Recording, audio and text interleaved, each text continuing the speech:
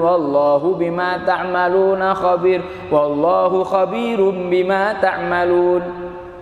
Mirip-mirip ya Bu? Mirip-mirip. Mathaniya. Fabi ayyi ala'i rabbikuma tukadziban. Berapa kali diulang? Walaqad yassarnal Qur'ana lidzikri fahal mim mudzakir. 4 kali. Diulang-ulang. Masaniya. Kitaban mutasyabihan, mirip-mirip. Masaniya, diulang-ulang. Yang Allah mengatakan di dalam ayat ini, taksya'irru minhu juludul ladzina yakhshawna rabbahum, yang akan membuat berdiri bulu kuduk setiap orang yang takut kepada Tuhannya. Orang yang takut sama Allah itu kalau mendengarkan Al-Quran itu langsung bulunya berdiri semua. Taksya'irru minhu juludul ladzina yakhshawna rabbahum. Kalau tadi tidak merinding, kayaknya Qurannya yang salah ya. Apa malaikat Jibril? Keliru malaikat Jibril ngomongnya mungkin. Apa Allah yang keliru? Enggak ada. Siapa yang salah? Yang baca. Yang baca kurang ajar. Membuat semua bulu kuduk orang yang takut sama Allah itu berdiri. Taksyair, kayak kucing. Nah itu. Summa talinu juluduhum, kemudian kulitnya jadi lembut. Wa qulubuhum ila dzikrillah, hatinya pun menjadi lembut untuk mengingat Allah. Jadi kalau cewek pingin kulitnya lembut, bukan kosmetik 5 cm Bu, bukan lipstiknya yang tebel Bu, lesannya yang basah dengan dzikir, bukan pukurnya yang kandel Bu. Kalau pengen kelihatan lembut dan putih itu banyak ngaji. Wes to buktike. Ibu-ibu yang rajin ngaji sama yang enggak itu wajahnya beda. Yang rajin ngaji dilihat sekilas itu Masya Allah cerah terang, wajahnya bercahaya walaupun mungkin hitam orangnya. Tapi yang enggak pernah ngaji loh, mau kosmetiknya kuandel 10 cm tetap ketok burek. Maaf, bukan maksud saya menyakiti hati. Dan ini yang bilang Allah, yang bikin kulit seorang itu lembut adalah zikir, dan sebaik-baik zikir adalah bacaan Al-Quran. Ya wis pokoknya ketemu orang itu gampang gitu nebak ini rajin ngaji sama ndak kan ketok ya Pak Iwan ya. Ketemu sekilas tuh bisa baca 1, 2, 3 tak mat kan, insya Allah bisa baca. Ini putih tapi kok suram kayak gitu mukanya. Ini hitam tapi terang benderang. Itu loh Pak Yusuf Pak, terang benderang. Percaya sampai sini ya. Itu rajin ngaji loh Pak. Rajin tahajud, rajin ngaji, insya Allah bacaannya betul sesuai kaidah tahsin. Guru kok piye. Rampung Yusuf. Tak bully Yusuf. Itu ya ibu-ibu. Tahu nggak Bu apa yang membuat kita nggak merinding? Tahu nggak Bu apa sebabnya yang bikin hati kita tidak bergetar ketika mendengar ayat? Bisa jadi karena maksiat yang kita lakukan. Maksiat itu kecil atau besar. Maksiat itu dohir atau batin, yang kita kerjakan nanti akan Allah balas. Allah berfirman, "Faman ya'mal mithqala dzarratin khairan yarah, wa man ya'mal mithqala dzarratin syarran yarah." Siapa orang berbuat kebaikan walaupun sebutir biji sawi, maka dia akan melihat balasannya. Di mana? Di dunia dan akhirat. Siapa yang berbuat keburukan walaupun sebutir biji sawi, maka dia akan melihat balasannya. Kalau enggak di dunia berarti di akhirat. Kebaikan walaupun senyum, kata Rasulullah, tabassumuka fi wajhi akhika shadaqah. Senyummu kepada saudaramu itu sedekah. Makanya aku seneng wajah-wajah kayak Kak Yusuf yang senyum terus itu. Seneng aku Kak Mujib. Kalau punya kepentingan senyumnya Masya Allah tulusnya luar biasa. Ibu-ibu yang punya anak cewek yuk, silahkan daftar ke saya nih, ada Kak Mujib ini. Insya Allah loh, dah mapan, agamanya baik, hafalan 30 juz. Wallah. Kalau ini ngaji mesti beres Pak Iwan. Kak Mujib. Yang itu yang baju biru Bu. Kak Mujib. Ini baju biru juga Kak Ibrahim. Sama, status sama. Angel dibully terus ya belum. Sabar ya. Enggak apa-apa wis. Monggo Pak Sutris silahkan. Masya Allah, wali santri teladan. Monggo Pak. Tadi sampai mana saya? Siapa yang berbuat kebaikan walaupun kecil dapat pahala, keburukan kecil juga dapat dosa. Apa dosa yang paling kecil? Kalau senyum itu pahala paling kecil, berarti dosa paling kecil itu merengut, melengos. Allah katakan dalam Al-Quran, abasa wa tawalla, Nabi Muhammad merengut, bermuka masam dan berpaling. Anja'ahul a'ma, ketika sahabatnya yang buta namanya Abdullah bin Umi Maktum datang. Abdullah bin Umi Maktum buta, Rasulullah sedang mendakwahi tokoh, ini datang pingin minta didakwahi. Rasulullah itu merengut. Kira-kira Abdullah bin Umi Maktum ngelihat nggak kalau Rasulullah merengut? Lawang buta. Tapi Allah tegur Rasulullah karena Rasulullah merengut. Merengut itu dosa Bu.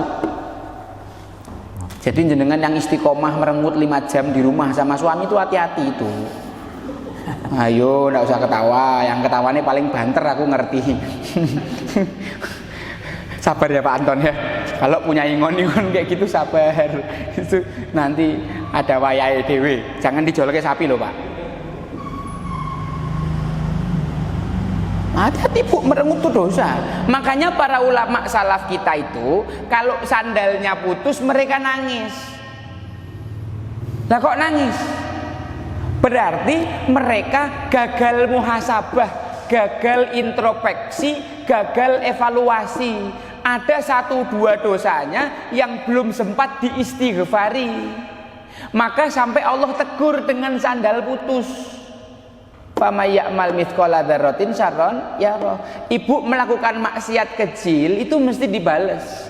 Sendal putus, kunci hilang, ketatap, jatuh, kecelakaan, dompet hilang, ibu sakit, gempa bumi, banjir bandang, gunung meletus, itu adalah balasan dari maksiat yang dilakukan manusia. Kalau maksiatnya dohir, maka balasannya pun dohir. Maksiatnya kecil, balasannya kecil. Besar ya balasannya besar. Kalau maksiatnya roto dikerjake sak kampung, balasannya ya makluk, dibanjir sak kampung, rampung urusan. Mau yang baik mau yang soleh tetap kena hukumannya. Itu makanya kita perlu ada rapat wali santri itu untuk saling mengingatkan, jangan sampai ada maksiat yang awet di antara kita, supaya kita semua nggak dihukum. Minimal di satu tempat harus ada yang amar ma'ruf nahi mungkar Pak, supaya kaum dan kampungnya itu nggak dihukum. Untuk bagian ini saya insya Allah siap ambil peran amal ma'ruf, nahi mungkarnya nanti wis tak godok gesek caranya piye. Kalau ibu melakukan kemaksiatannya batin, hukumannya juga batin, dan hukuman batin ini lebih ngeri daripada hukuman dohir. Kalau kemaksiatannya batin, kecil maupun besar, nanti hukumannya juga batin, kecil maupun besar. Contoh hukuman batin, jenengan sholat tapi tidak merasakan apa-apa, ngaji tapi tidak merasakan apa-apa, mendengarkan ayat dibaca tapi tidak bergetar, mendengarkan majelis ilmu tapi kok cuman kayak gini toh ilmunya ndak paham-paham, ndak masuk-masuk. Itu hati-hati, hukuman batin atas maksiat batin yang jenengan lakukan. Contoh maksiat batin apa sih? Hasad, iri, dengki, sombong, suudon. Maksiat batin yang besar itu contohnya adalah kaum muslimin dipimpin oleh pemimpin yang dolim. Kemaksiatan batin apa yang mereka lakukan? Mereka tidak mau sungguh-sungguh mendidik generasi yang berilmu, sehingga kepemimpinan negara diambil sama orang yang tidak berilmu. Kalau jenengan didolimi, jenengan jangan salahkan pemerintah, jenengan salahkan diri sendiri. Kenapa anak jenengan itu jauh lebih bodoh daripada yang memimpin? Itu sudah paling mending yang mimpin itu. Jadi kalau jenengan mau nyalahkan tuh nyalahkan diri sendiri. Sekarang kita didik aja anak kita supaya jadi orang-orang hebat yang 10 tahun ke depan kepemimpinan negara ini diambil alih oleh mereka, supaya tidak didolimi rakyat kita. Karena kita semua tidak mau bersiap, kita masa bodoh, leleh luweh, tidak mau memperhatikan masalah itu, ya sudah, salahnya kita semua sendiri kalau kita mendapatkan perlakuan-perlakuan yang dolim. Itu atas hukum, itu adalah hukuman batin yang Allah berikan kepada kita. Gitu loh Bu, maka gitu loh Pak, maka kita harus muhasabah, evaluasi diri. Dan saya sudah menyampaikan kepada para asatidzah bahwa bulan Desember adalah bulan evaluasi, insya Allah. Semua langkah dakwah yang sudah kita lakukan sejak Februari, kemudian gerakan rumah tahfidz yang mulai Agustus, akan coba kita evaluasi besar-besaran di bulan ini. Bahkan saya bulan ini sudah berazam untuk tidak menerima permintaan ngisi dimanapun, supaya saya bisa, tenaga saya itu maksimal di sini untuk melakukan evaluasi. Tadi Pak Iwan bilang evaluasi Pak ya. Allah mengatakan dalam Al-Quran, ya ayyuhalladzina amanu taqullah, wahai orang yang beriman, bertakwalah kepada Allah, kerjakan perintah, jauhi larangan. Wal tangdur nafsun, hendaklah seorang itu melihat maqaddamat, apa yang sudah dia perbuat, lighadin, untuk berbuat di masa yang akan datang. Wattaqullah lagi, 2 kali wattaqullah. Ini berarti satu instruksi yang sangat penting. Allah tuh kalau memerintahkan sesuatu, wattaqullahnya sekali aja. Tapi khusus perintah muhasabah, wattaqullahnya 2 kali. Takwa sebelum muhasabah, takwa setelah muhasabah. Karena muhasabah itu mengevaluasi apa yang sudah untuk merencanakan apa yang akan dilaksanakan. Ibu-ibu, bapak-bapak coba dievaluasi hubungan sama keluarganya kayak gimana. Sudah seperti yang disampaikan Pak Iwan belum? Coba dievaluasi deh bapak-bapak. Jenengan nyediakan waktu buat orang lain itu 10 jam kerja loh. Untuk istri sudah pas apa belum porsinya? Untuk anak yang kata jenengan mau jenengan gadang-gadang untuk jadi para pemimpin itu sudah dikasih waktu yang pas belum? Jangan-jangan jenengan cuma ngasih waktu 15 menit sehari, tapi pengennya anak jadi kurota ayun. Kurota ayun yang mana? Ibu pengen anaknya jadi kurota ayun? Kurota ayun itu apa toh? Kurota ayun itu apa? Penyejuk mata, yang membuat mata itu berair-air. Kayak contoh, jenengan ngelihat anak jenengan sudah 10 tahun pisah dari pergi jadi TKI, misalnya pulang jadi orang kaya bawa putu, itu ketika jenengan jemput di bandara, gimana perasaan hati, gimana kondisi mata? Berair karena sedih apa seneng? Itu kurota ayun. Itu kurota ayun, bikin mata berair-air. Ibunya sakit, langsung dideketi sama anaknya. Allahumma shfiq ya Bu, didoakan, dibacakan Al-Quran. Ibunya mau mati sekarat. Tadi malam ada teman saya jam 3 itu chatting saya, Bang, ibu saya meninggal, sedih banget aku. Mas Fikri yang Ramadan di sini, yang gemuk itu ibunya meninggal. Aku nggak bisa apa-apa Bang, di depan mataku itu terjadi, dan aku cuma bisa nalkin lirih. Aku bilang ya emang itu yang harus dilakukan anak sama orang tuanya. Jenengan bisa bayangkan kan ketika jenengan sekarat, anak jenengan bingung, nggak tahu mau ngapain. Jenengan pingin kurota ayun, tapi saya tanya, usahanya sudah apa belum? Apakah jenengan berharap nanti anak jenengan setelah besar dan sukses jenengan dikirim ke panti jompo? Apa itu kurota ayun? Maka kalau jenengan cuma pingin harta duniawi, nggak apa-apa, anak suruh ngejar dunia sana, nggak usah di sekolah kayak di rumah tahfidz. Tapi yang memang yang kami bekalkan di sini itu bukan urusan duniawi, tapi urusan adab, akhlak dan ilmu. Supaya nanti kalau jenengan sudah sepuh, sudah tua, anak jenengan itu jadi kurota ayun. Bahkan dari sekarang kalau bisa jadi kurota ayun. Ayat yang jenengan berdoa setiap hari, Robbana hablana min azwajina wa dzurriyyatina qurrata ayun. Qurrata ayun tuh anak sukses, anak pinter, anak kaya, anak soleh, itu qurrata ayun. Sedangkan doa itu belum rampung, waj'alna lil muttaqina imama. Bagian terakhir ini jarang diseriusi sama orang tua. Banyak orang tua yang tidak serius, padahal justru doa yang paling penting tuh ini. Anak bukan cuma dicetak jadi orang bertakwa, dicetak jadi pemimpinnya orang bertakwa. Jadi orang bertakwa aja sulit toh. Mau jadi pemimpinnya orang bertakwa. Dan tidak bisa menjadi pemimpin orang bertakwa kalau tidak punya ilmunya. Karena antara ilmu dan kepemimpinan itu paket. Orang kalau kualitas ilmunya rendah, kepemimpinannya kayak antut. Jangan ketawa toh Pak. Jenengan kenapa kepemimpinannya bagus? Lah karena memang punya ilmu banyak gitu loh. Kalau kayak saya ecek-ecek kayak gini kan karena memang ilmunya sedikit gitu loh. Rasulullah bersabda, innallaha la yanzi'ul ilma intiza'an. Allah tidak mencabut ilmu sekaligus.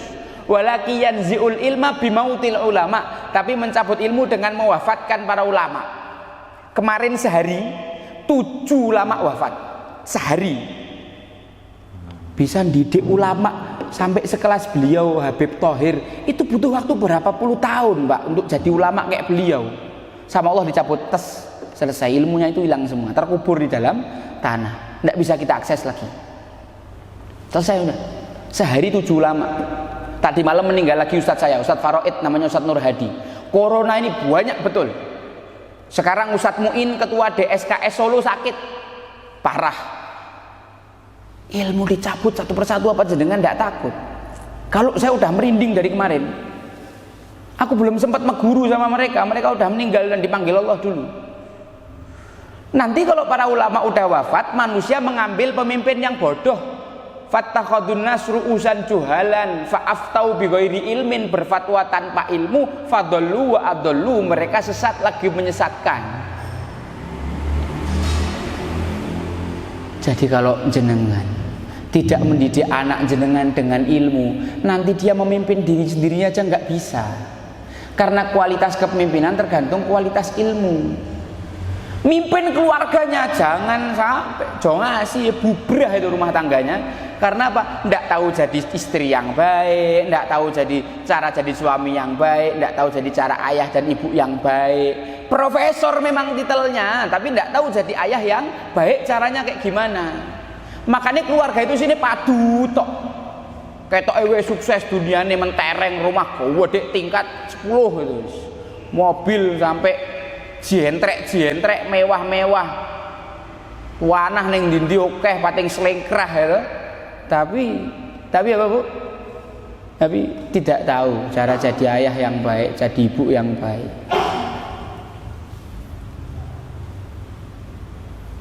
Sampai sini ibu-ibu dan bapak-bapak masih oke? Antara ilmu dan kepemimpinan itu sangat berhubungan erat. Dan yang diminta kaum muslimin itu waj'alna lil muttaqina imama. Min azwajina wa dzurriyyatina, dari istri-istri kami dan anak keturunan kami. Banyak yang dirinya menjadi pemimpin hebat. Contoh Sayyidina Muhammad Kurniawan. Apakah beliau sudah mendidik istrinya sebagai seorang pemimpin para wanita juga? Tidak tahu saya.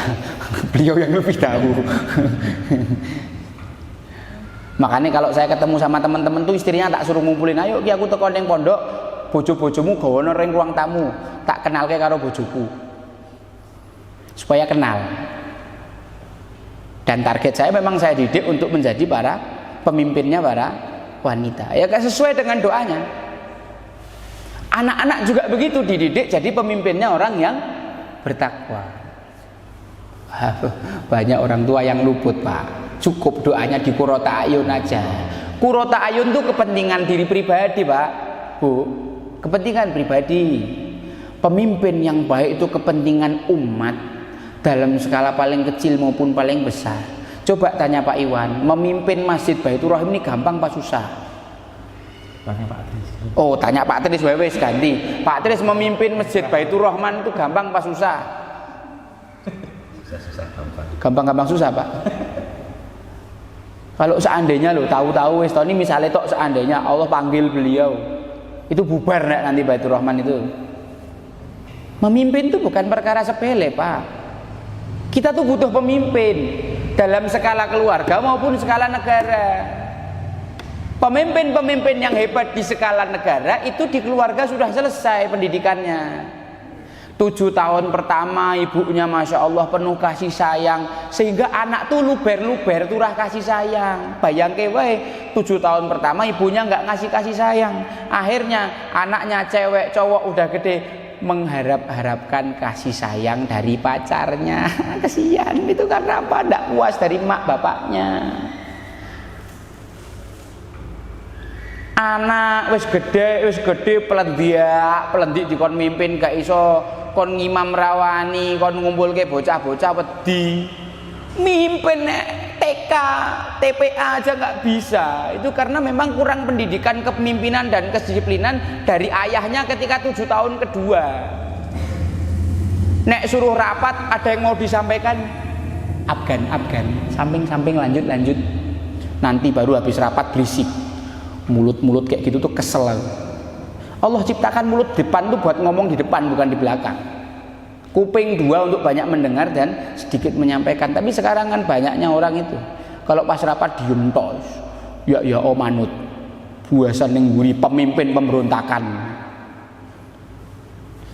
Kenapa? Memang tidak diajari sama orang tuanya. Di 7 tahun ketiga, bapak dan ibunya tidak bersinergi untuk membentuk karakter diskusi pada anaknya. Padahal anak pada 7 tahun ketiga itu dibentuk sebagai seorang wazir, menteri.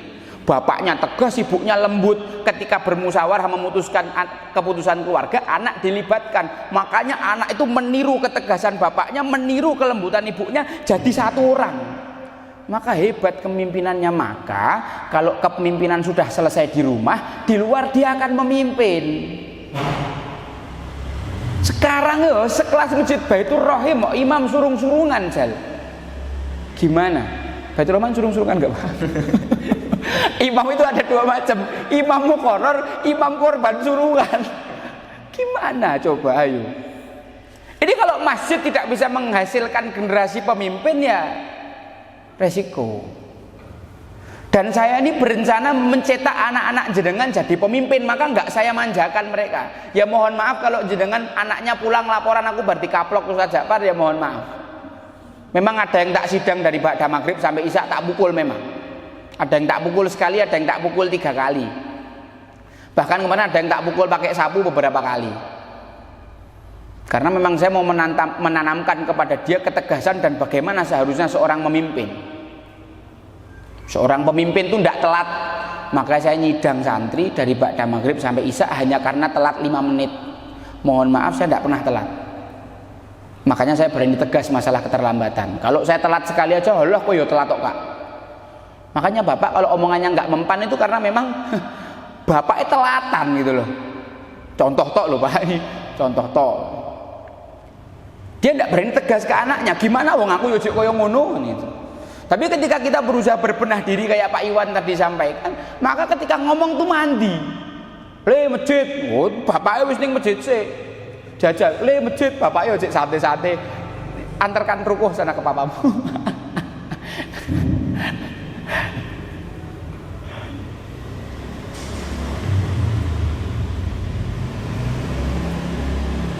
Saya pernah nyidang santri dari ba'da maghrib sampai isya. Hanya karena dia nggak berani ngomong. Jadi laki-laki tapi nggak kayak laki-laki, penakut, lemah. Ditanya nggak jelas kalau jawab. Antum tuh laki-laki pemimpin. 1 harus punya cita-cita tinggi. Yang kedua harus berani ngomong, harus berani ambil resiko, harus berani. Kelas berapa kamu sudah? Kok kayak gini gayamu laki-laki? Yang ketiga, kamu harus punya adab sama guru. Anak laki-laki itu punya integritas. Dia tahu cara menjaga adabnya. Ya mohon maaf kalau anaknya bapak ada yang tak pukul. Saya bukan dalam rangka melampiaskan hawa nafsu, karena kalau tak pukuli nggak sampai kayunya toklek tak kayak gini-gini enggak. Cuman ngageti aja pas dia tak sidang kok malah melewung nggak ceto itu. Itu ngageti aja. Shock terapi namanya dalam ilmu psikologi. Karena Rasulullah ngajarkan shock terapi. Alikus saud, gantungkan pecut di rumah. Kenapa? Supaya anakmu belajar adab. Bapak yang cuman bisanya ngancem-ngancem, awas nanti kamu tak pecut loh. Cuman ngancem tok, anaknya, loh paling guru ngancem. Jadi bapak tidak punya integritas. Makanya saya di sini mengajari bahwa Ustadz itu punya integritas. Oh ya, kemarin mohon maaf ada santri lagi belajar ngapal surat sama Kak Edo, ngapal doa iftitah. Karena temennya udah rampung, dia belum rampung sendiri, dia takut nggak apal-apal soalnya. Akhirnya strateginya nangis. Harapannya kami kasihan, terus ya udah kamu besok lagi aja. Kalau saya ndak sampai kau betul. Nangis malah tak jiwit kau, sampai kau tambah nangis tambah tak jiwit. Jadi diem. Ini bukan menyelesaikan masalah. Nangis itu tidak menyelesaikan masalah, nak. Tak kasih tahu kamu. Nangis itu tidak menyelesaikan masalah. Ibu-ibu ada yang kalau anaknya nangis langsung dituruti. Jadilah manja selamanya anak itu nanti. Jenengan yang repot kok udah tua. Kalau saya tidak dididik seperti itu. Aku dulu ngaji, ora betul-betul dijiwit sampai betul loh. Ya wis tak turun ke Siti toh. Siti tapi wah aku dulu sampai biru-biru akeh kok. Iki satu tok aku. Kok panas ya? Bukan gara-gara aku jomblo, gara-gara kipas angin gak jalan, minta tolong bisa nggak kan? Ya mohon maaf ya Bu, nanti kalau ada anaknya yang emang tak jiwit apa tak pukul. Tapi kalau yang putri nggak tak pukul, nggak ada. Pantang tangan laki-laki itu mukul seorang perempuan. Perempuan itu pakai perasaan aja. Jadi dengan didik anak perempuan jenengan dengan perasaan yang baik. Kalau pulang karena dimarahi sama ustazah, jangan dibela, hancur nanti perasaan anak itu. Jadi perempuan lemah yang kalau bikin masalah yang suruh menyelesaikan orang tuanya. Mentalitas passengers. Passengers itu penumpang. Sopir itu drivers. Namanya sopir tidak boleh ngantuk, harus tahu jalan, harus tahu tujuan. Harus siap ambil resiko. Kalau jenengan didik anak jadi mental passenger, wis ora apa-apa tak loloh nyoh kowe ora ngerti cara golek duit dhewe ora apa-apa nyoh mangan. Sing penting tak gedhekke sehat, gendut ya nah. Cukup. Ndak tahu tujuan ndak apa-apa, ndak punya cita-cita ndak apa-apa, ndak berani ngambil resiko ndak apa-apa, maka nanti sampai tua mentalnya passengers. Saya baca buku punyanya Profesor Renald Kasali judulnya Self Driving. Itu ada seorang laki-laki umurnya udah 47 tahun, uang itu masih minta orang tua, dan ketika ibunya tidak ngasih, kepalanya dibenturkan ke dinding sampai pendarahan. Ya kalau jenengan emang mau nyetak anak kayak gitu ya monggo sih, tidak apa-apa, kan anak jenengan sendiri. Kalau saya di sini ngajarinya kisah Rasulullah yang di umur 8 tahun udah jadi penggembala domba, bisa nyari duit sendiri. Umur 12 tahun udah perjalanan dari Mekah ke Syam, perdagangan internasional, perjalanan itu 1 bulan. Jadi bukan dididik jadi anak laki-laki lemah yang cengeng jalan dikit langsung keringetan aku, mama, aku capek lelah. Iya nak, sini anak bagus, istirahat dulu, nanti kamu sakit. Ya wis toh, jadi laki penyakitan itu. Nanti kok udah gede itu, nggak ngerti cara didik keluarga itu. Jenengan sing lemes dia minta dikasihani lagi. Tak kasih tahu ceritanya Rasulullah umur 15 tahun tuh udah berani ikut perang. Anak-anak jenengan yang umurnya berapa kemarin itu besar badannya, tapi buat mukuli adiknya. Walah, ya wes remuk. Badanmu besar tuh untuk melindungi adik-adikmu nak, untuk menjaga teman-temanmu, bukan untuk nakali teman-temanmu. Kamu kalau berani perang sama preman sana. Mohon maaf ya kalau tak didik kayak gitu ya Bu ya. Saya dengan senang hati, dengan rela hati kalau jenengan tidak cocok dengan pola pendidikan saya, tidak dibawa ke sini juga tidak apa-apa. Karena memang ini polanya. Yang saya bentuk mengikuti aturan yang dibuat sama Rasulullah, tapi saya tidak dolim insyaallah. Ora bayangan itu ora tak kawengi plang ya udah. Sekali mukul aja udah, biar kaget gitu loh. Biar kaget bahwa itu enggak betul. Jadi kalau anak jenengan di sini bikin masalah terus menyelesaikan masalah dengan nangis itu mohon maaf saya tidak kesian. Saya tidak kesian karena dia kecil terus nangis. Karena kadang-kadang ada anak kecil mentalnya turik. Ayah aku diganggu kakak. Niatnya apa? Biar kakaknya dihukum sama ayahnya. Ada ibu didik anak kayak gitu? Diikuti? Hati-hati. Kita berniat untuk mencetak para pemimpin. Ibu-ibu, bapak-bapak sekalian yang dirahmati Allah, kami sudah berusaha semaksimal mungkin walaupun Saya dengan jujur katakan mohon maaf sebesar-besarnya, kami memang belum bisa maksimal, tapi kami sudah berusaha semaksimal mungkin dengan kapasitas yang kami punya. Untuk yang putri, ibu-ibu mungkin kemarin sudah melihat video yang saya broadcast ya, tentang kelompoknya Kak Atikah yang ada peningkatan yang sangat signifikan segi tahsinnya. Bahkan saya malu kalau melihat kelompoknya Kak Atikah, saya minder. Sama santri itu saya minder karena saya ngelihat santrinya lebih baik daripada saya. Di sisi lain saya bangga karena memang guru yang baik itu bisa menghasilkan murid yang jauh lebih baik dari gurunya.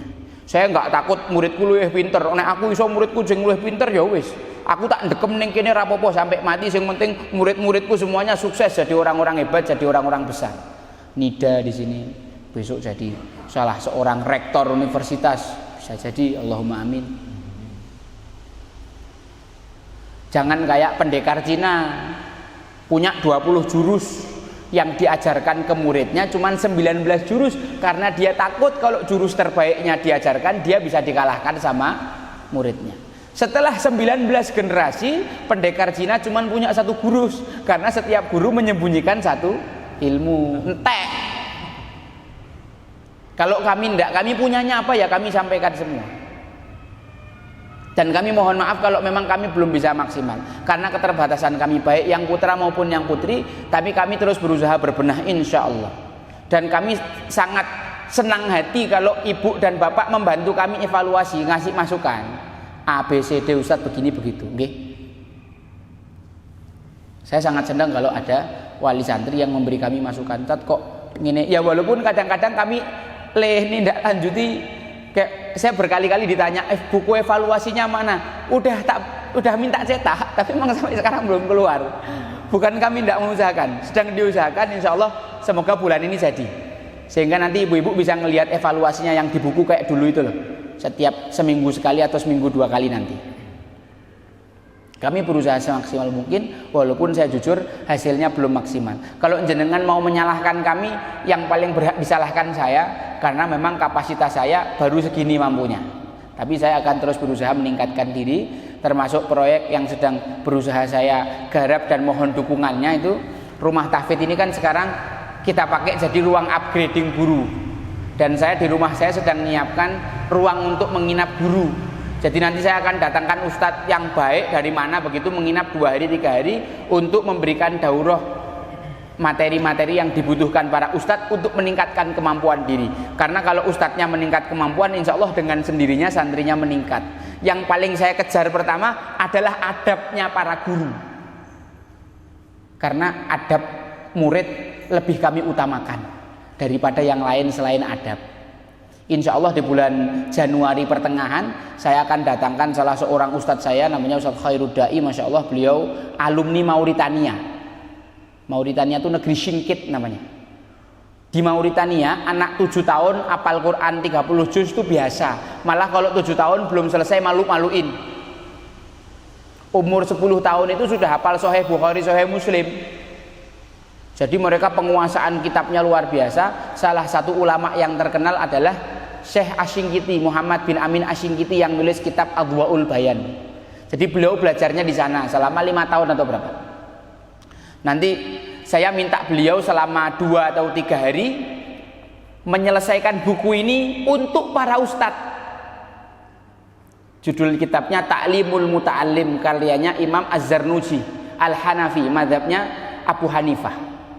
Tapi ini sepanjang sejarah adalah kitab tentang adab dan menuntut ilmu yang paling baik yang pernah ditulis. Hampir semua pesantren Nahdliyin sebelum santrinya belajar macam-macam, belajarnya ini dulu. Supaya santri itu punya adab. Jadi menghormati guru bukan karena ilmunya, karena dia guru.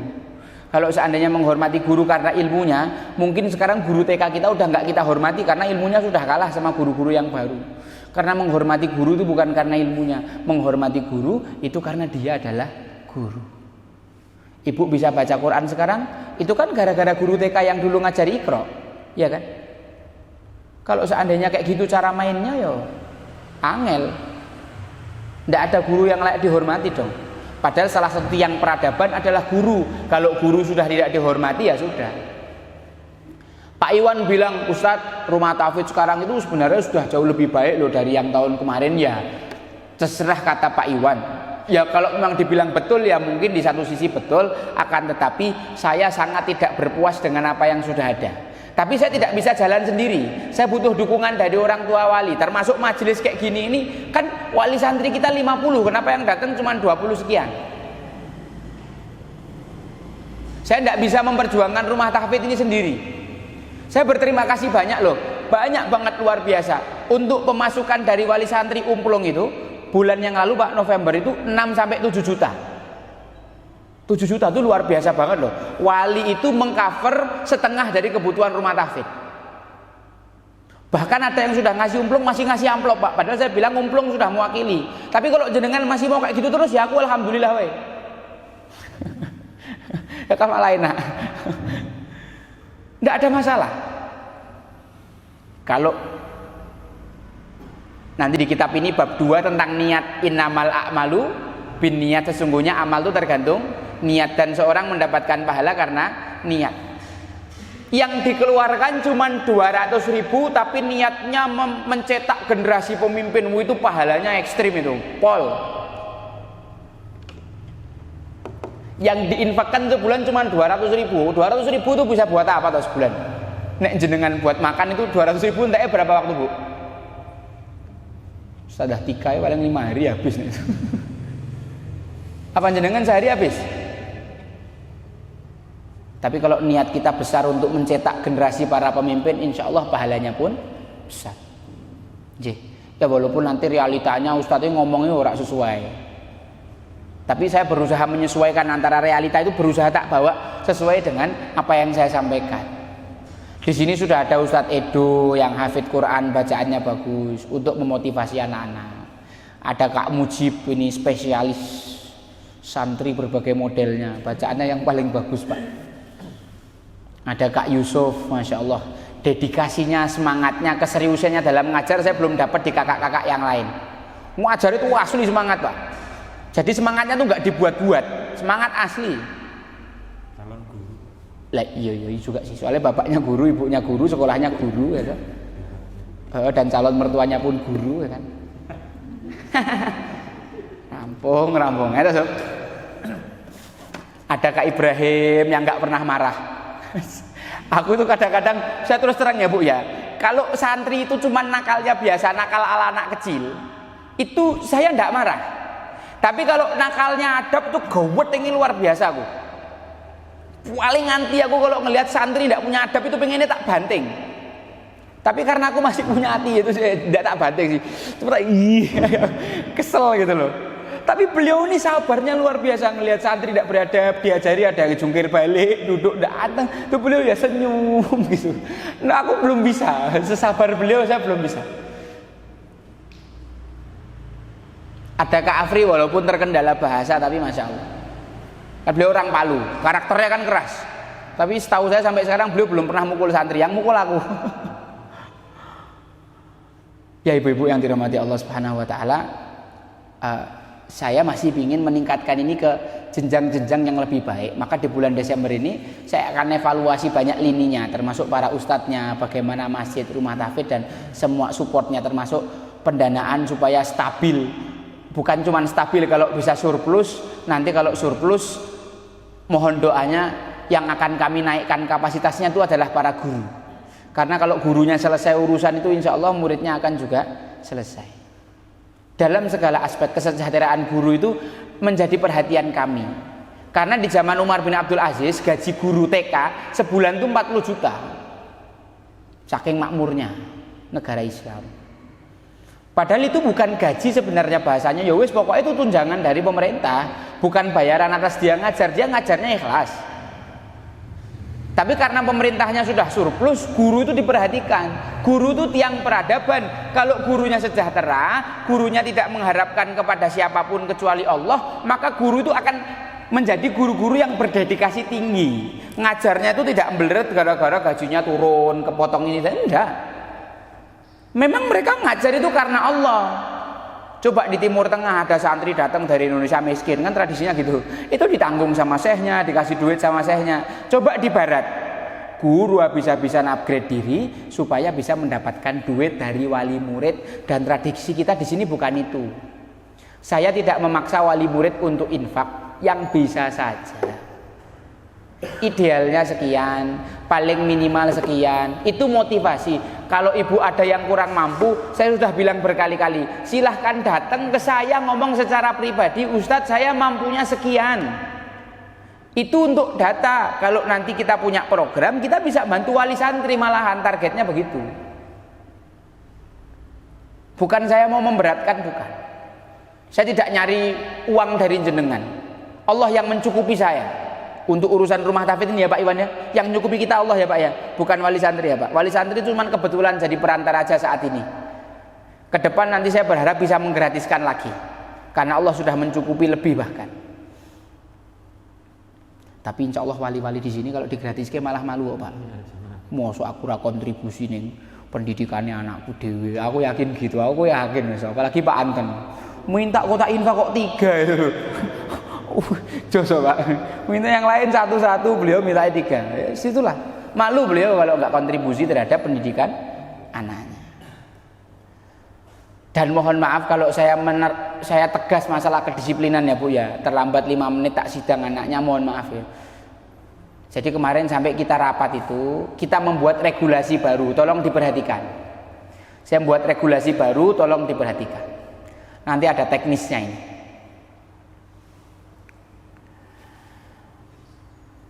Bagi para wali santri hendaklah memperhatikan yang namanya perizinan, karena perizinan itu akhlak dan merupakan bagian dari keimanan seorang muslim. Allah berfirman dalam Al-Quran, ya ayyuhalladzina amanu idza kanu ma'ahu ala amrin jami' lam yadhhabu hatta yasta'dzinu innal ladzina yasta'dzinunaka ulaika alladzina yu'minuna billahi wa rasulih wa idza sta'dzanuka li ba'di sya'nihim fa'dzal liman syi'ta minhum wastaghfir lahumullah. Adabnya orang beriman, akhlaknya orang beriman, ciri-ciri orang beriman itu kalau dalam urusan bersama mereka tidak pergi kecuali izin. Izin itu bukan kewajiban dan regulasi organisasi semata, tapi ini keimanan karena ada dalam Al-Quran izin itu. Orang yang biasa tidak izin itu orang yang tidak terdidik dengan iman, adab, dan akhlak. Karena orang mukmin itu dalam urusan amal jama'i kalau mau pergi izin. Saya mau ke kamar mandi kan izin MC. Jenengan lihat nggak tadi saya Kak Ibrahim izin kamar mandi. Ini adab. Kalau dalam satu urusan bersama tidak boleh pergi kecuali izin. Fa idza sta'dzanuka li ba'di sya'nihim, kalau mereka izin kepada kamu Muhammad terhadap urusan mereka, fa'dzan liman syi'ta, kasih izin kepada sebagian dari mereka. Terserah kamu yang mau izini siapa, yang tidak mau izini siapa. Dan jenengan harus ngikuti saya loh, Kak, aku izin anakku mau ini enggak, harus berangkat Bu, jenengan harus tetap berangkat. Kok jenengan izin tok saya enggak kasih izin, jenengan tetap tidak berangkat, jenengan dosa. Tandanya tidak paham adab dan akhlak, tidak punya iman dalam hati. Galak betul Al-Quran. Oh iya, orang muslim itu integritas, punya harga diri orang muslim itu. Bayangin aja jenengan jadi kepala perusahaan, setiap hari ada orang izin. Orangnya ya itu aja, izinnya gak mutu karena mendongkak. Sangel. Aku sampai denger laporan itu tuh kesel dewe. Ini saya ngajari sopo tuh ki bocah kok kayak gini. Kalau mereka izin, terserah kamu Muhammad, mana yang mau mbok kasih izin, mana yang enggak. Berilah izin dan mintakan ampun kepada Allah. Kenapa kok ada embel-embel mintakan ampun kepada Allah? Karena biasanya orang izin itu ada jujurnya, ada bohongnya juga. Makanya kami ketika mengizinkan itu sambil istighfar. Astagfirullahaladzim. Supaya jenengan juga diampuni kalau seandainya ada kebohongan di situ. Jadi Bapak Ibu sekalian dirahmati Allah, tolong dicatat nggih ke depan regulasi kami. Ini perizinan dulu aja ya. Kalau izin aja kami semangkal ini, setegas ini, apalagi goib. Hanya ada 1 kali izin dalam seminggu. Syar'i 1 kali seminggu.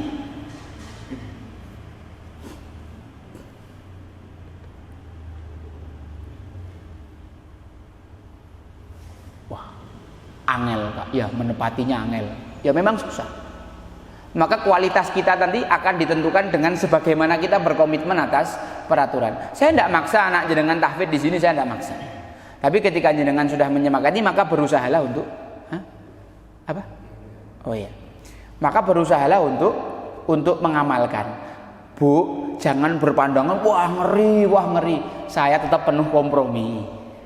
Silahkan kalau punya sesuatu dikomunikasikan. Kemarin ada ibu yang bilang anak saya les dan lain sebagainya, ya monggo lah. Sekarang regulasi kita belum seketat Al-Kausar karena kita ini masih pendidikan alternatif. Walaupun kami alternatif tapi kami punya sesuatu untuk diajarkan. Ya kalau ibu lebih memprioritaskan yang lain ya saya tidak ada masalah. Karena saat ini rumah tahfidz masih berupa pendidikan alternatif. Tapi nanti ke depan ketika rumah tahfidz sudah semakin profesional, saya sudah memastikan bahwa tenaga guru saya itu adalah orang yang hebat-hebat semua, kita akan tekan kontrak. Izin lebih dari seminggu lebih dari 1 kali SK. 1. SK 2 pemanggilan wali. Yang ketiga hukuman. Paling parah dikeluarkan santrinya. Mohon maaf tidak bisa mengakses lagi pendidikan terutama yang sore. Karena yang sore itu butuh ketelatenan. Kalau yang ba'da maghrib monggo mau datang ndak datang ndak masalah karena itu materi. Kalau merasa udah punya ya sudah. Saya yang ngajar nanti kalau malam ba'da maghrib, Senin sama Kamis saya, Rebo sama Selasa Ibrahim. Kalau Jumat Kak Aris dongeng. Kalau Sabtu bisa tasmik, bisa game. Yang ba'da maghrib mau datang mau ndak saya lebih ringan hati kalau itu. Tapi kalau yang sore butuh komitmen, butuh kesungguhan. Itu ya Bu ya. Sementara saya umumkan bahwa regulasi kami terbaru bahwa perizinan itu yang syar'i 1 minggu maksimal 1 kali. Dan saya tidak bisa berkata apa tentang mereka yang semaunya sendiri mau berangkat, tidak berangkat. Antum orang punya akal. Orang yang kayak gitu dia sedang memperlakukan dirinya sendiri dengan tidak terhormat. Ibu kesian dong sama anaknya kalau nanti anaknya diremehkan karena apa? Telat itu yang dukung ibunya. Aku diceritani Pak Tris jam 3:30 Pak. Jam 3:30 dah harus disiapin. Bapaknya dah harus siap jam 4 ya Pak ya. Jam 4 dah harus suruh nganterin. Katanya wah anakku ini memang titisannya Pak Jemari. Kayak kakeknya katanya. Loh aku seneng malahan. Sehingga apa? Anak itu akan dihormati dan direspek bahkan di usia mudanya. Kalau ibu ngajari anaknya terlambat tak tanya alasannya nggak boleh ngantri adus tat. Waduh, itu sangel toh. Ada kan yang akhirnya kan kami kan menilai keluarga itu kan. Lah tadi kami makan kok Kak. Kami menilai keluarga itu akhirnya. Lah tadi nggak ngelihat jam kok Kak. Kan akhirnya kan kami jadi punya penilaian terhadap keluarga itu. Jenengan sedang memperlakukan buruk terhadap diri dan keluarga sendiri kalau jenengan sikapnya begitu. Kalau saya sih nggak masalah ya. Wong toh itu juga keluarga jenengan, anak jenengan sendiri. Tapi apa jenengan nggak kasihan sama diri sendiri, disepelekan sama orang? Aswa karo bocah iki wis sepeleke wae, bocah iki paling yo nyepelekke yang kayak gitu. Jenengan akan disepelekan ketika jenengan terbiasa menyepelekan orang lain. Jadi apapun sikap yang jenengan lakukan itu adalah hakikatnya jenengan sedang memperlakukan diri sendiri sebagaimana yang jenengan lakukan. Sampai sini bisa oke, Bapak Ibu wali santri? Nggih. Mungkin itu saja yang saya sampaikan. Semoga ini bisa menambah sinergi. Saya ingin doa bersama setelah ini ya. Semoga Allah mudahkan urusan kita semua. Karena kalau doa kita udah sama, visi kita sudah sama, untuk menghilangkan rasa sakit hati di antara kita tuh lebih mudah. Suami istri yang gontok-gontokan itu biasanya karena visinya tidak sama memang. Tapi kalau visinya sudah sama, konflik itu adalah hiasan dalam hubungan. Warna-warni pernak-pernik dalam hubungan. Ngoten nggih? Mari sorry. Maaf. Mari sebelum doa saya bacakan dulu materi dari Kak Yusuf. Ini ada titipan.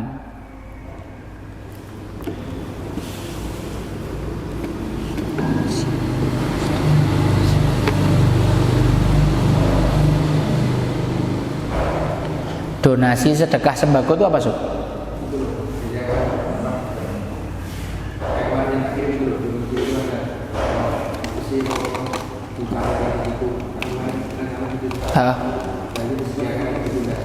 Oh ya. Ibu-ibu yang dirahmati Allah, ini hanya dalam rangka merapikan saja sih. Kalau nanti ibu-ibu berdonasi, baik itu nasi kotak atau nasi paket sembako, itu kami harapkan kalau disediakan list di situ diisi, hanya untuk merapikan saja. Dan nanti ke depan kita akan bikin tempat centelan di sekitar sini dekat masjid atau apa untuk makanan ataupun sembako. Siapapun boleh naruh, siapapun boleh ngambil. Ambil seperlunya atau taruh seikhlasnya. Nanti kita akan buatkan kayak gitu, insya Allah. Nanti akan direalisasikan sama teman-teman rumah tahfidz, insya Allah ya Bu ya. Kemudian bagi ibu-ibu yang menginginkan referensi tentang pendidikan anaknya, materi yang dipakai Kak Ja'far ngajar ki apa toh misalkan kayak gitu, nanti silakan bisa komunikasi sama Kak Yusuf. Kak Yusuf bisa dibuat grupnya ya nanti untuk ibu-ibu yang mau pesan buku. Kak, kalau mau ngajar sejarah Nabi itu referensinya apa, bisa dibelikan enggak? Oh ya siap, nanti di list dulu. Jadi nanti kalau saya pas ke Solo bisa tak belikan atau tak pesenkan aja kalau butuhnya segera. Atau buku referensi-referensi yang lain. Itu Pak Iwan tuh setiap podcast judul bukunya apa tuh itu Pak Iwan? Oh, Tadabbur Kisah Quran ya, monggo. Ini saya bukan jualan, mengumumkan. Kalau jualan tuh saya yang jualan, jenengan bayar ke saya tuh jualan, di masjid tidak boleh. Yang ketiga, meminta masukan ke wali bagaimana mengenai sembako dan nasi kotak. Kira-kira menurut ibu sembako dan nasi kotak itu cukup memberatkan atau tidak? Bermanfaat atau tidak? Kalau bermanfaat insya Allah jalan terus nggih. Kami tidak peduli masuknya berapa, akan kami berusaha salurkan semampu kami. Insya Allah kami akan berusaha memilih mustahik yang tepat. Kemudian ibu-ibu banyak yang masih tanya, Ustaz di sini ada ikro apa enggak toh? Kalau keretak hati saya, nanti program tahfidz itu sendiri, kutab itu sendiri, ngaji TPA atau ikro itu sendiri. Tapi karena belum memungkinkan untuk saat ini, kan kita gabung dulu semuanya jadi satu dengan nama Rumah Tahfidz. Mungkin nanti di bulan Januari jenengan tunggu saja regulasinya ada ikro atau enggak. Kalau ada, sifatnya bukan makanan sehari-hari, tapi paling cuma seminggu sekali atau seminggu 2 kali. Ikro di kami itu begitu. Karena memang kami penekanannya adalah pendidikan talqin. Kalau ibu lihat kenapa anak-anak itu ngajinya bagus walaupun ada yang belum bisa baca Quran, karena itulah metode talqin. Karena banyak yang ketika bisa baca, tapi ketika keliru baca, dia baca sendiri salah, ngapalkan sendiri dan salah, maka hasilnya jauh dari yang kita inginkan. Jadinya innama yakhshallahu, karena tidak ditalqin sama guru. Saya juga ngalami kayak gitu banyak soalnya, saya ini menderita. Ketika ngaji imam itu mau baca ayat lain tuh saya takut. Ada ayat-ayat yang tidak berani saya baca karena di situ mesti salah harokatnya. Karena kebiasaannya gitu. Itulah keutamaan metode talqin. Ini metodenya para ulama. Ya nanti kita akan ambil ikro, tapi tidak setiap hari. Nggih, mohon maaf, kami belum bisa fokus di masalah ikro. Kalau seandainya ada regulasi ikro itu nanti di bulan Januari dan tidak setiap hari. Sampai nanti kami punya SDM yang cukup untuk melayani ikro. Ngoten nggih. Jadi nanti kalau ada ibu-ibu yang nggak ikut majelis nanya dijawab. Sudah, mungkin itu yang dapat saya sampaikan. Seragam. Oh betul. Tambahan dari Kak Ibrahim lagi wis.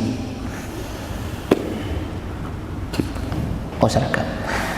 Bagi ibu, bapak yang anaknya barusan masuk belum punya seragam, nanti bisa mesen sama Kak Ibrahim. Penjahitnya yang jahit sudah siap, nanti tinggal diatur jadwal ngukurnya. Adapun untuk biayanya nanti menyusul saja. Ngukur dulu, bikin dulu, nanti kok udah jadi hitung-hitungannya carry. Emang enak kalau bisnis sama Kak Ibrahim tombok isi. Oh, beliau turah-turah. Motor NMAX kalau dijual 7 juta loh Kak. Enggak.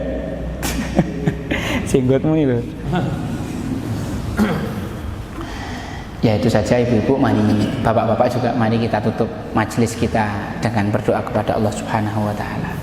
Innallaha wa malaikatahu yusholluna 'alan nabi ya ayyuhalladzina amanu shollu 'alaihi wa sallimu taslima. Allahumma sholli 'ala Muhammad wa 'ala ali Muhammad kama shallaita 'ala Ibrahim innaka Hamidum Majid. Wa barik 'ala Muhammad wa 'ala ali Muhammad kama barakta 'ala Ibrahim innaka Hamidum Majid. Allahumma ij'al ijtima'ana ijtima'an marhuma wa tafarruqana min ba'dihi tafarruqan ma'suma. Rabbana ighfir lana wa li ikhwanina alladhina sabaquna bil iman wa la taj'al fi qulubina ghillan lil ladzina amanu rabbana innaka ra'ufur rahim. Rabbana hab lana min azwajina wa dhurriyyatina qurrata a'yunin waj'alna lil muttaqina imama. Ya Allah, mudahkan kami para bapak dan ibu ini untuk mencetak anak yang qurrata a'yun ya Allah. Ya Allah, mudahkan kami para bapak ibu ini yang bersinergi dengan para asatidzah ini untuk bisa mencetak generasi-generasi pemimpin ya Allah. Sehingga nanti ketika para pemimpin kami sudah Kau panggil ya Allah, anak-anak kami siap melanjutkan estafet itu ya Allah. Ya Allah, mudahkan kami untuk mengajarkan ilmu kepada anak kami, karena kualitas kepemimpinan anak kami sesuai sebanding dengan ilmu yang kami ajarkan ya Allah. Ya Allah, mudahkanlah kami untuk menginstal adab dalam diri kami ya Allah, sehingga anak kami menjadi anak yang penuh adab dan akhlak. Ya Allah, mudahkanlah hati kami, mudahkanlah anak-anak kami, bukakan hatinya, berilah hidayah supaya mereka mudah menerima, meresapi pendidikan dari ustadznya berupa adab dan akhlak ya Allah. Ya Allah, mudahkanlah anak kami menghafalkan ayat suci-Mu. Jadikan anak kami anak yang merinding ketika mendengar ayat suci-Mu dibacakan. Ya Allah, mudahkanlah lisan anak kami untuk melafalkan firman-firman-Mu dengan pelafalan yang benar sehingga tidak keliru ya Allah. Ya Allah, mudahkanlah lisan anak-anak kami untuk menyampaikan ayat-ayat-Mu sesuai dengan makhraj yang Engkau inginkan ya Allah, seperti yang Engkau ajarkan ya Allah. Karena Engkau membacakan ayat-Mu kepada Jibril, Jibril membacakan pada Rasulullah, Rasulullah mengajarkan pada sahabatnya sampai ke kita dengan tajwid pula. Maka mudahkanlah urusan anak kami ya Allah. Rabbana la tu'akhidna in nasina aw akhtana. Rabbana wa la tahmil alaina isran kama hamaltahu 'alal ladzina min qablina. Rabbana wa la tuhammilna ma la taqata lana bih. Wa'fu anna waghfir lana warhamna anta maulana famsurna 'alal qaumil kafirin. Rabbana atina fid dunya hasanatan wa fil akhirati hasanatan wa qina adzabannar. Rabbana ighfir lana wa liwalidayna warhamhum kama rabbawna shaghira. Rabbana innana sami'na munadiyan yunadi lil imani an aminu bi rabbikum fa amanna. Rabbana faghfir lana dzunubana wa kaffir 'anna sayyi'atina wa tawaffana ma'al abrar. Ibadallah, innallaha ya'murukum bil 'adli wal ihsan wa ita'i dzil qurba wa yanha 'anil fahsya'i wal munkari wal baghi. Ya'idzukum la'allakum tadhakkarun. Subhanaka rabbil izzati subhanaka rabbika rabbil izzati amma yasifun wa salamun 'alal mursalin walhamdulillahi rabbil alamin. Kita tutup majelis kita dengan membaca kifaratul majelis. Subhanaka Allahumma wa bihamdika asyhadu an la ilaha illa anta astaghfiruka wa atubu ilaik. Semoga semua dosa kita dalam majelis diampuni Allah. Apabila ibu dan bapak mendapati kekurangan dalam penyampaian saya atau pelayanan dalam acara ini, kami mohon maaf. Itu datangnya dari kami, setan, kebodohan kami, ilmu kami yang sangat sedikit. Kalau ada benarnya semuanya dari Allah, bukan karena kepandaian dan lisan kami. Kalau ada yang menyakiti hati, mohon dimaafkan. Bukan maksud hati saya menyakiti jenengan, akan tetapi yang saya inginkan adalah islah atau perbenahan.